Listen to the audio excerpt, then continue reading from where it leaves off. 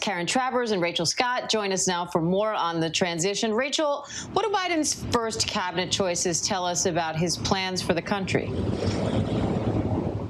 Yeah, well, there was a clear message that was sent there on that stage. He said, America is back. We know that Joe Biden wants to reverse some of the policies that the Trump administration put into place. But there was also a very clear message about diversity. And everyone on that stage shared very personal stories about what it was like to grow up as an immigrant in this country, or what it was like to grow up in the segregated South.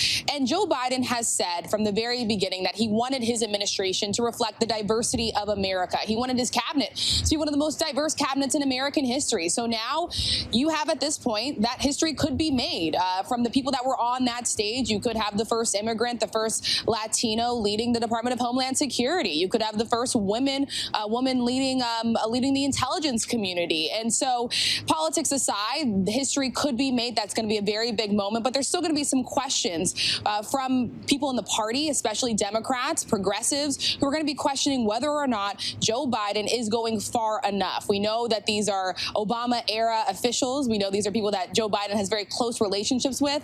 And there are a lot of folks in the party, progressives mainly, that want to see more change. Karen, what are the next steps for the White House now that the administration is cooperating with the transition?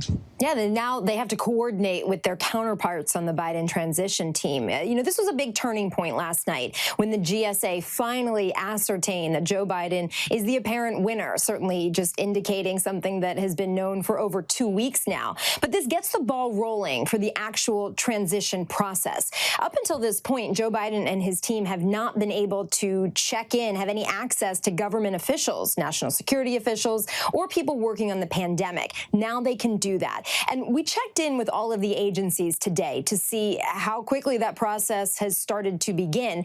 And we're told that the Department of Homeland Security has already starting to work with the Biden team. That's a big deal, of course, because that is where the threats would be coming in. Those are officials that the Biden team really wanted to be talking to. Also, Health and Human Services, HHS, they are also now coordinating with Team Biden. And we're told that Secretary Azar says that Operation Warp Speed officials, the people working on the vaccine development, production, and distribution, they're also working with Biden team officials. So that's a really big deal. The average transition is about 77 days, but Diane and Kira, they're only going to have about 57 now until Inauguration Day. There are big concerns about them starting from behind the starting line and gaps in this process, but now they're full steam ahead to January 20th. Yeah, this transition is going to have to happen at warp speed. So, Rachel, what are the next steps for the Biden team? Yeah, well, that is exactly the next steps, getting in contact with the White House Coronavirus Task Force, the current one, getting access to those key federal agencies. Look, this is the news that Joe Biden needed, but he wasn't exactly waiting for it, right? He had already assembled those agency review teams, about 500 members that have been waiting in the wings to gain access to these federal agencies to start jump-starting these talks so that they can hit the ground running on day one. Joe Biden did not take questions today, but that was one of the questions that was top of mind for a lot of reporters, whether or not he has been in touch with someone like Dr. Fauci as we are talking about this vaccine rolling out, as things are moving forward. And I imagine there are also going to be some critical conversations with leadership within the Democratic ranks, but also Republicans as well, as they come to terms with reality that Joe Biden won this election. We are still at this point right now where you have millions of people who are suffering during this pandemic, people that are on unemployment, people who can't afford to pay their rent. And right now, Congress has not passed any relief when it comes to the pandemic, when it comes to coronavirus. And so I know that a lot of Americans, including Joe Biden, is going to be looking to get relief in the hands of suffering Americans. Yeah, so many waiting for that. Karen, President Trump claimed that a Biden win would lead to a market crash, but the Dow hit another all-time high today. The president himself came out to address that. So what's his explanation for those two things?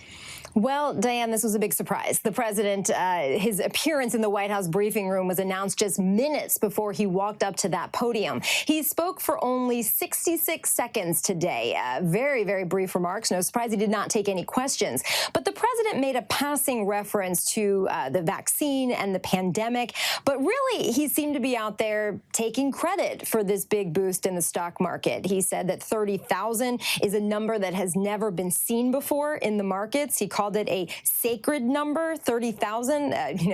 All of our experts, including our producer Josh Asher, say there's nothing sacred about 30,000. It's a milestone. It's a nice round number, but there's nothing that economists were looking for to say, wow, we've done something by hitting 30,000. It is notable, though, because the president over the last 4 years has often turned to the stock market to say that's a big sign of the health of the economy. That's a big sign of the success of my economic policies, when experts would say that's one aspect of this. It's not the only indicator of how well things are going in this country. But it is notable that a very frequent, common refrain from the president out on the campaign trail was, if you elect Joe Biden, the stock market's going to collapse. If you elect Joe Biden, everything will come crashing down, and this hard-earned economic prosperity, which of course took a major hit during the coronavirus pandemic, he says we'd never be able to get out of that. So, interestingly, now when you have this big number hit today, Joe Biden certainly could come out and say, see, now that the GSA has ascertained me the apparent winner, the transition is beginning. Look at that. Of course, I think many experts say that a lot of this in the markets is reacting to very good news about the prospect of 3 potentially successful vaccines. That is probably the story there. Rachel, really quickly, one of the things that stuck out from the cabinet picks today was former Secretary of State John Kerry being named to this completely new role, special presidential envoy on climate. What will that entail? Yeah, and this is really underscoring the seismic shift that we are going to see play out in Washington and American politics. Joe Biden making it clear that he's treating climate change as a sort of a national security issue. This is a first, naming Kerry as a special envoy on this. We know that they're going to be having a coordinator that's going to be announced in the White House in December that's going to be working with him. And he made it clear that climate change will not only be on the agenda in the Situation Room, but also in rooms around the world. And that is just a stark change to what we have seen from the Trump administration. All right, Rachel Scott and Karen Travers, thank you both. Hi, everyone. George Stephanopoulos here. Thanks for checking out the ABC News YouTube channel. If you'd like to get more videos, show highlights, and watch live event coverage, click on the right over here to subscribe to our channel. And don't forget to download the ABC News app for breaking news alerts. Thanks for watching.